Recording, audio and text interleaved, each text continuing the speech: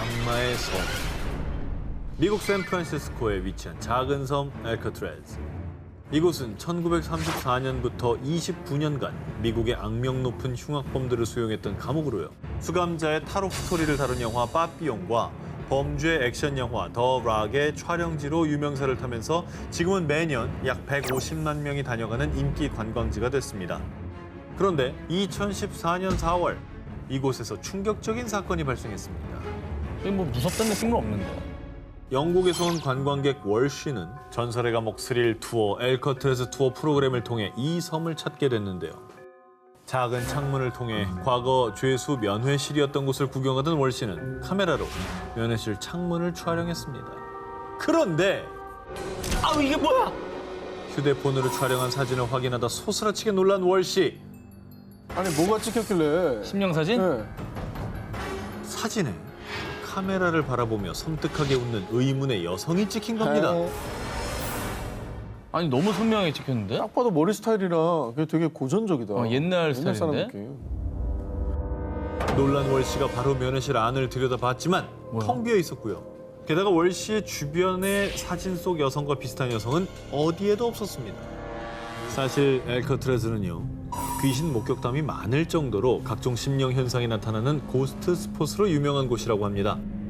알카트라즈가 연방 교도소로 사용되기 전인 1860년대 이곳은 남북전쟁 당시 미 서부 해안의 공식 군사 감옥이었다는데요.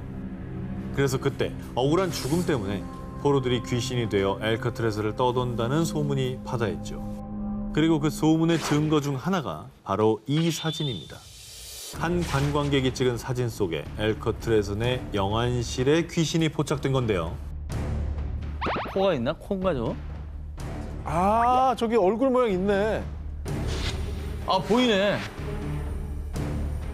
야 근데 진짜 무섭다. 딱 어두운 가운데 뭔가 얼굴에 형상이 나타나니까. 그리고 특히 알카트라즈의 귀신이 많이 출몰하는 곳은 과거 수감자였던 포로들이 형벌을 받던 D14 블럭. 과거 연방 교도소의 교도관들과 수감자들에 의하면요, 이 부근 복도에서는 으스스한 냉기가 돌고 누군가 쇠창살을 두드리는 소리에 비명 섞인 울음소리까지 들렸다고 합니다. 심지어 귀신이 목을 조른다, 귀신이 눈앞에서 떠나지 않는다 라며 수감자들이 귀신의 괴롭힘에 시달렸다고 합니다. 보이기만 하는 게 아니라 뭐가 냉기도 느껴지고 들린다고 하니까. 알카트라즈는 이후 고스트 헌터들의 성지로 떠올랐다는데요. 유령이 나타나는 악마의 섬 알카트라즈.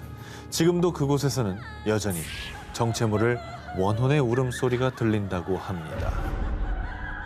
귀신이 산다 싶고 8일을 공연. 일본 심령 스팟에서 발견된 모모. 지난 4월 15일 밤 12시 50분 두 남성은 일본 미야자키현 에비노를 찾았습니다. 그리고 이미 문 닫은 지 오래된 그린 힐즈 호텔로 향했는데요. 두 남성이 이곳을 찾은 이유, 이 그린 힐즈 호텔이 유명한 심령 스팟이기 때문이었죠. 저 건물 자체가 포스가 뿜어져 나오네요. 들어와. 1992년 영업 종료 후 그대로 방치된 그린힐즈 호텔은요, 사람의 손길이 닿지 않다 보니 페인트 칠이 벗겨지고 군데군데 녹물이 흘러내려서 그야말로 흉물로 변했습니다. 그래서 을씨년스러운 모습의 폐가 체험, 또 담력 체험을 하려는 사람들이 종종 찾아갔습니다. 그런데 그들 중에서 실제로 분명 뭐가 빠르게 지나간 걸 봤다, 누가 내 머리카락을 잡아당겼다, 이런 귀신 목격담이 이어져 그 뒤 더욱 고스트헌터와 공포 크리에이터들 사이에서 떠오르는 심령 스팟으로 이름을 알렸던 것이죠. 아우, 진짜 저기는 귀신이 안 나오면 이상하겠다. 안 나와도 네. 들어갔다 오는 것도 못할 것 같지 않아요? 난 안 들어갈래요. 조심스레 호텔 1층부터 살펴보기 시작한 두 사람. 에이, 뭐 심령 스폿이라더니 뭐 별거 없네. 그리고 어느새 다다른 6층. 그런데 저거 뭐야? 6층의 한 객실 문을 열어본 뒤도 돌아보지 않고 호텔 밖으로 뛰쳐나간 두 사람. 이들이 6층 객실에서 본 것은요, 다름 아닌 침대 위에 반듯하게 누워있는 시신이었습니다. 어머나. 진짜? 자, 이후 두 사람은 곧바로 경찰에 신고했는데요. 경찰 조사에 따르면 이미 시신의 부패가 많이 진행돼 성별, 나이 등을 확인하기 어렵고 진짜. 현재로선 자살인지 타살인지 정확한 사망 원인을 밝히는데도 시간이 더 소요될 거라고 전했다고 합니다. 아, 완전히 백골화된 시신이었나 봐. 그렇죠. 자, 그런데 안 그래도 귀신 나오는 폐 호텔로 유명했던 곳에서 정체를 모를 시신까지 발견되자 정말 흉흉한 추측들이 나돌기 시작했습니다. 가장 먼저 노숙자가 폐 호텔에서 지내다가 숨졌을 가능성이 제기됐는데요. 자, 그렇다면 소지품이나 생활용품 등이 나와야 하는데 전혀 그런 게 없었고요. 일각에서는 누군가 시신을 유기한 것이라는 주장도 나왔는데요. 하지만 굳이 이곳에 일부러 시신을 보란 듯이 유기했다는 것도 의문점이 많은 주장이었죠. 자, 일본 유명 심령 스팟에서 발견된 의문의 시신. 그 시신은 대체 왜 폐호텔 6층 객실에 있었던 걸까요? 귀신이 산다 19 7일을 공개합니다. 아직도 풀리지 않은 인형의 저주. 미국 플로리다주에 있는 한 박물관. 그런데 사람들이 이 박물관을 찾는 이유가 있습니다. 바로 이 인형 때문입니다. 자, 이 인형으로 말할 것 같으면요. 에나벨 인형, 또 캐나다 크리스넬 박물관에 전시된 귀신 들린 맨디 인형과 더불어 뭐야? 세계 3대 저주 인형으로 꼽히는 로버트 인형입니다. 순둥순둥한 얼굴을 가졌지만 영화 사탄의 인형의 모티브가 된 인형이죠. 거봐, 느낌이 안 좋다니까 저게. 척키의 모티브입니다. 아, 사실은 겉모습은 괜찮은데 3대 저주 인형이라고요? 헐. 로버트 인형의 저주는 100여 년 전으로 거슬러 올라갑니다. 1904년 미국 4살 꼬마 로버트 유진 오토는요. 할아버지에게 한 인형을 선물 받았습니다. 안녕, 너 정말 귀엽구나. 내 이름과 똑같이 지어줄게. 넌 이제부터 로버트야. 그리고 어딜 가든 뭘 하든 늘 인형 로버트와 함께했죠. 그런데 말입니다. 언젠가부터 로버트 유진 주변으로 이상한 일이 일어나기 시작했는데요. 아무도 없는 텅 빈 방에서 누군가 킬킬대는 기분 나쁜 웃음소리가 나는가 하면 분명 유진이 혼자 있는 방에서 소곤소곤 대화 소리가 들렸고요. 심지어 가족들은 인형인 로버트가 혼자 움직이는 모습을 목격하기까지. 근데 궁금한 게요. 네. 할아버지가 사랑하는 손자한테 준 건데 왜 이 인형을 선물 받은 다음부터 이런 안 좋은 일이 생겼던 거예요? 자, 전해져 오는 이야기에 따르면 당시 유진을 보살펴줬던 보모가 있었는데 가족들이 자신을 무시하고 홀대하자 복수심에 그만 자신이 알고 있던 흑마술로 유진의 로버트 인형에 악령을 씌웠다고 합니다. 그런데 정말로 유진은 시간이 갈수록 내 로버트 인형에 손대지 마! 로버트 인형에 병적으로 집착하며 불안 증세를 보이고 혼잣말을 하는 등 기이한 행동들을 보였다고 합니다. 그렇죠. 그리고 유진이 세상을 떠나는 그날까지 로버트 인형은 늘 유진의 옆에 꼭 붙어 떨어지지 않았다고 합니다. 아, 진짜 무섭다. 이후에 남은 가족들은 집 옥탑방에 저주받은 로버트 인형만 남겨둔 채 서둘러 집을 떠났는데요. 허허. 이 집에 미어틀 로이터 가족이 새로 이사를 오게 됐고요. 미어틀의 10살 딸 샌디가 로버트 인형을 발견한 겁니다. 아, 이거 말 좀 시키지 말지. 예, 아. 저주받은 건데. 악령이 씌어 버려졌던 로버트 인형. 그런데 새 주인을 만나자마자 또 저주가 시작된 걸까요? 기리지 마. 10살 소녀는 로버트 인형이 자신을 죽이려 한다며 비명을 질렀고요. 그래서 결국 집주인 미어틀은 두려움과 공포에 질려 플로리다주에 있는 박물관에 이 저주받은 로버트 인형을 기증한 것이죠.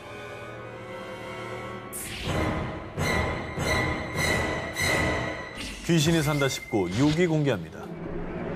잠든 아기 곁을 맴도는 보모. 2018년 9월 어느 밤 영국 노썸벌랜드주 블리스에 사는 스티븐 암스트롱은요. 13개월 된 사랑스러운 딸 엘라가 잠결에 홀로 깨진 않을까, 뒤척이진 않을까 걱정스러운 마음에 딸 방에 설치해둔 베이비 모니터를 확인했는데요. 그런데 바로 그때 오 마이 갓! 저게 뭐야? 베이비 모니터에서 무언가를 보고 깜짝 놀란 아빠 스티븐은 순간 그 자리에서 얼어붙고 말았습니다. 그가 본 충격적인 영상 보시죠. 왜? 저 왼쪽에 불 같은 거. 뭐야? 움직이죠. 조명이야? 아니 애기 있는 방에 CCTV들은 원래 많이 달아둡니다. 잘 자는지도 봐야 되고. 그렇죠, 그렇죠. 근데 저기서 와 저거 너무 무섭겠는데? 저 뭐야? 왜 저래? 뭐야? 이 물체가 점점 움직이며 엘라의 곁으로 다가가는 듯 하자 곧바로 엘라의 방으로 뛰어간 아빠 스티브. 그런데 말이야. 이상하다. 분명히 있었는데 어디 갔지? 자, 곧바로 엘라의 방으로 갔는데 카메라에 찍힌 정체모를 형체는 감쪽같이 사라지고 없었습니다. 뭐야? 소름이 끼친 아빠 스티븐은 이 물체의 정체를 밝히기 위해 영상을 영국의 초자연현상 수사관인 세미 롤린스에게 의뢰했는데요.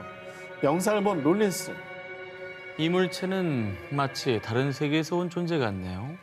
야 근데 그 뭐지? 그러니까 이게 화면에 뭐 간섭이 있었다거나 뭐 집안에 물건이 뭐 잠시 잘못 비친 거예요. 뭐 이런 얘기가 나올 줄 알았는데 다른 세계에서 왔다고 그랬어요. 자, 그런데 딸 엘라의 방에서 이런 기이한 일이 발생한 게 이번 처음이 아니었습니다. 이 인형은 뭐지? 아, 나는 이런 인형을 갖다 놓은 적이 없는데? 잠든 엘라의 머리맡에 인형이 놓여 있었는데요. 그 누구도 가져다 둔 적이 없는 인형이었다고 합니다. 어린 딸 엘라에게 일어난 설명 불가한 기묘한 현상들, 대체 그 정체는 뭘까요? 귀신이 산다 19 5일 공연.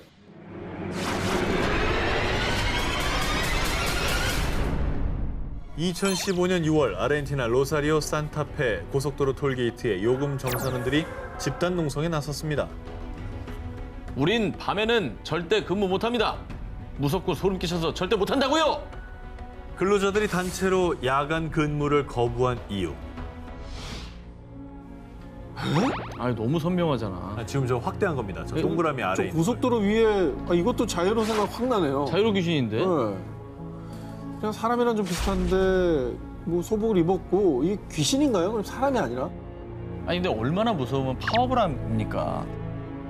여러분 고속도로 톨게이트 CCTV에 찍힌 의문의 심령 사진인데요. 이 사건의 내막은 이렇습니다. 늦은 밤 톨게이트 요금 정산원인 마르코는 여느 때처럼 야간 근무를 하고 있었습니다. 그런데 이게 무슨 소리야?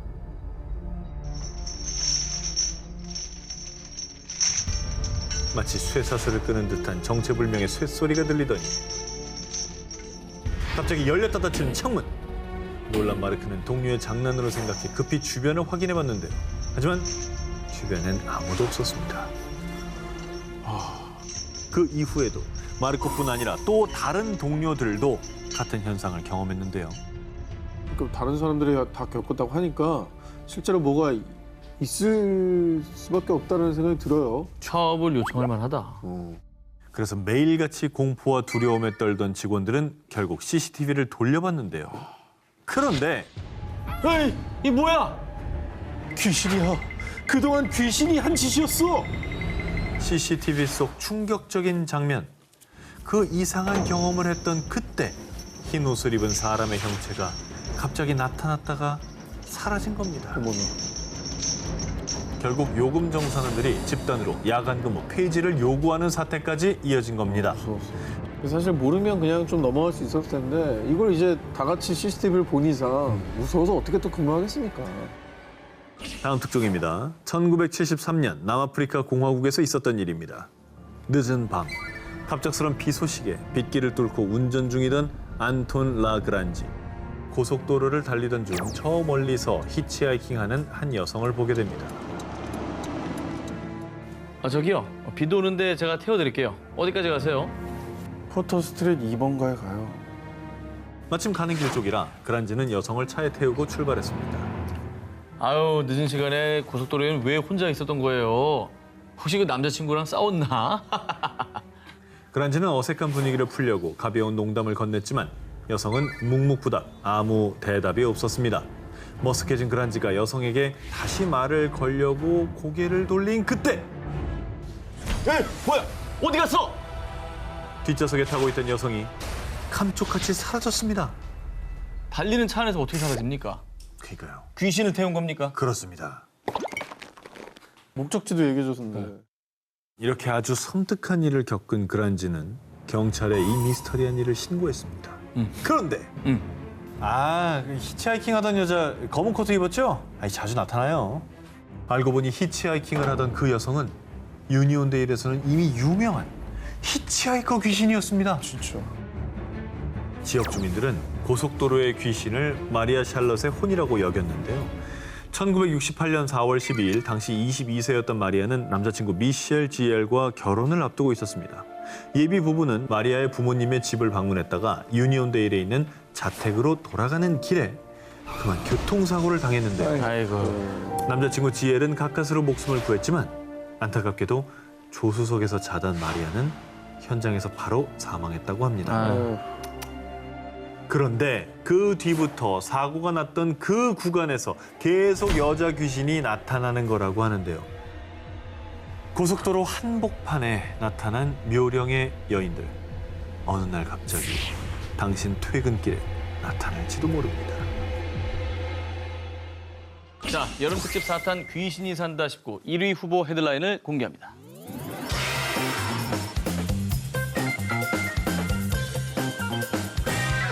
여름 특집 4탄 귀신이 산다 19. 저 오 기자의 첫 번째 1위 후보를 공개합니다. 어느 날 한 철도 회사의 광고가 방영되자 당장 광고를 중단하라. 저주받은 광고다. 무슨 광고인데? 깨름직한 광고인가 보다. 지금부터 두 눈 뜨고 그 광고를 잘 보시기 바랍니다. 기차놀이 하는 아이들이잖아요, 그죠? 뭐 좋구만, 왜? 이게 뭐가 문제야? 자, 그러면 질문 드립니다. 지금 본 광고에 아이들이 총 몇 명이 등장했나요? 다시 볼게요. 하나, 둘, 넷, 다섯, 여섯, 뭐야? 총 7명의 아이들이 광고에 참여를 했는데 그런데 말입니다. 이 광고엔 그 누구도 존재를 알 수 없고 아무도 초청하지 않은 불청객이 있었습니다. 사실 이제 중간이 아니라 마지막에 그게 제가 없던 애잖아. 제가 없던 애라고 아까 처음에 저 뒤에 만약 뒤에 이거 머리 포니테일 없잖아. 맨 뒤에 남자애잖아. 즉 맨 뒤 남자아이의 어깨에 손을 얹은 것은 여자아이입니다. 그렇죠. 근데 이 여자아이는 초대받지 않은 출연자였다는 겁니다. 그러니까 제작진도 몰랐던 애구나. 그렇습니다. 뭐냐? 당시에 현장에 있었던 스태프들 말에 따르면 광고 촬영장에서 이 여자애를 봤던 사람도 캐스팅됐던 기록도 없다라는 건데요. 이러고 있는 애가 어딨어 세상에 광고에서. 그치. 없지. 자, 그래서 당시 홍콩 내에서 광고에 아기 귀신이 등장한다라며 크게 논란이 됐고요. 결국 광고 중단. 그리고 소문에 의하면 광고 관계자들이 원본 필름까지 불태웠다고 하는데 어머머머. 뿐만 아니라 사람들 사이에서 이 귀신 때문에 광고에 나온 아이들이 죽었다라는 괴담까지 돌자 광고주인 철도회사에선 광고에 나온 아이들을 초청. 죽은 아이들도 없고 귀신은 없습니다 라고 해명까지 해야 했다고 합니다. 자, 그리고 오랜 시간이 흐른 현재는 홍콩 사람들 사이에선 편집 과정이 실수였을 뿐이다 라며 해프닝이었다고 생각한다고 하는데요.